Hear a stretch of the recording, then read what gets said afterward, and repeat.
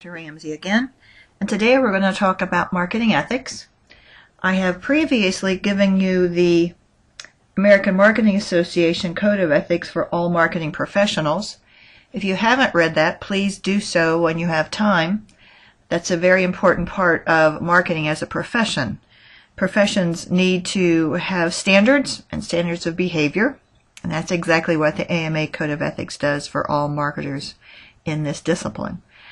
We're going to talk today about marketing ethics, just very briefly, as far as what are marketing ethics, where do they fit within the organization, how do you determine what your ethics are, and then what do you do if you get into questionable ethical situations.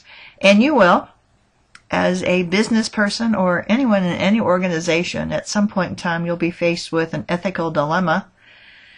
And I know in your textbook there are a variety of ethics cases. You can certainly go in there and look them over and really decide for yourself what you would do in the situations, because no one can dictate your ethics.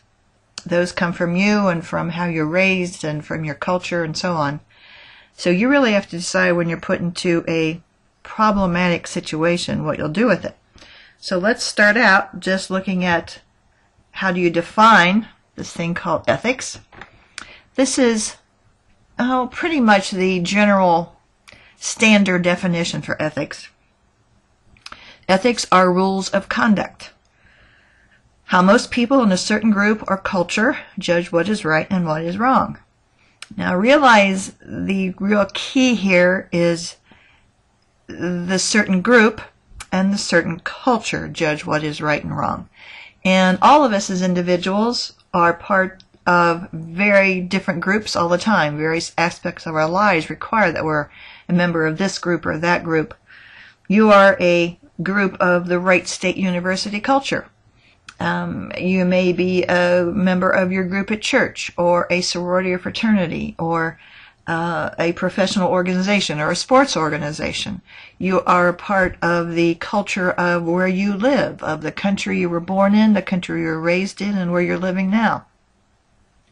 All of that impacts really how you determine what is right and wrong. And you determine what you do in the situation, and no one can really dictate your ethics. Now, having said that, there are a variety of companies that have ethical standards within the company, and they make sure that you're aware of those, so if you're in certain situations that you'll know what they expect you to do. So even as an employee of any organization, you're a member of that group. And if they have certain standards or rules of conduct with that organization, that's what they expect you to do. Will you do it? Don't know. You're going to have to determine that when you're in those different situations. Here's something known as a Code of Ethics, and I already talked briefly about the AMA Code of Ethics, and you have that. A Code of Ethics is a set of principles of conduct within an organization that guide decision-making and behavior. Now, when you think about the many issues that have arisen in business in the last few years, you wonder if any of them have Code of Ethics. Well, sure they do. Many of them do. Some of them have different Code of Ethics for different groups within the organization. Many companies have sales Code of Ethics so that the salespeople know what is expected, what they should or should not do in situations. For example, if you were in pharmaceutical sales, traditionally there have been many, many gifts given to physicians or pharmacists or various healthcare workers. And that's this expected part of how they do the business. And you hope then that they will prescribe your medication. Recently, that's come under scrutiny as to perhaps unfair or inappropriate that you're given gifts in order to use a pharmaceutical that you should be deciding based upon the situation your patient is in, as opposed to what kind of gifts you get from the company.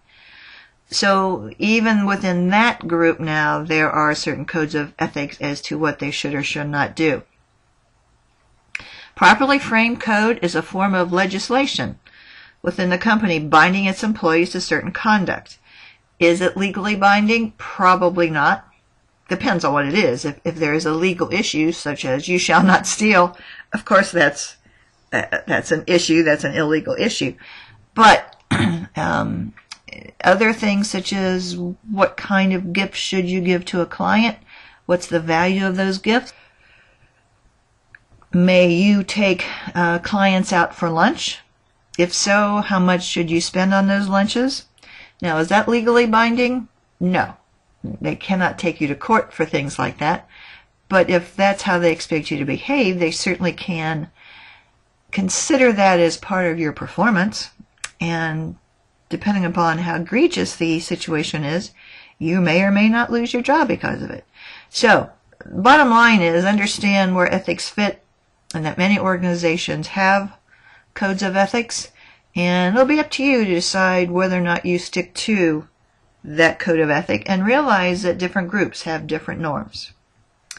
Some of the trends in ethical behavior, and this is from research going on in the field. First of all, it's quality and customer care have become one of the top priorities in any organizations. And meaning, make sure you have quality products, you're not promoting things that are unsafe or harmful, and that customer service is important, that you want to keep your valuable customers. Do you want to keep them all? Probably not. You want to keep those who are good customers, who are profitable for you. You want to give the problematic customers to somebody else. Improvements in quality of life are important. Clearly in the United States, now remember we may have cultural differences in ethical areas here, but quality of life is important, and marketers in particular are very good at improving quality of life. Third, home and personal considerations are taking priorities. Certainly with the generation of college students today, they're much more concerned about spending quality family time and having a good family life or personal life than working 80, 90, 100 hours a week. I hear that from students all the time. Greater focus on others in the organization rather than self. We actually are beginning to realize it isn't just all about us, and isn't that a nice thing? Now, number 5 is coming out of the research. I'm not sure that I agree with this. Increased appreciation for government. Research says that we actually want government to be more ethical, and I guess we would appreciate it if the politicians would be. And finally, greater challenges in aligning personal and organizational values. Think about this, especially when you look at positions, look at jobs, look at what the organizational culture is, and whether or not your personal values fit within that organization, if your ethical behavior aligns with theirs. And those are all important parts of ethics. Now, some categories of unethical behavior. Some of these obviously have laws attached to them. Deceptive practices. Can you, as a marketer, with your marketing collateral, with your promotions, your campaigns, can you deceive customers? I certainly hope not. There are illegal activities, many illegal activities within marketing. Illegal pricing. You cannot promote harmful products. Packaging laws today that mandate what you have to put on a package. Various channels of distribution laws that require you to do certain things either locally, within a state, within a nation, and between nations. And non-customer oriented behavior, not just about the customer, but about everything else that surrounds that customer. That's an area of unethical behavior also. And that's it for that situation. And if you have any questions, make sure that you chat with me in our chat sessions. And I'll talk to you soon. Alrighty? Bye-bye. Take care.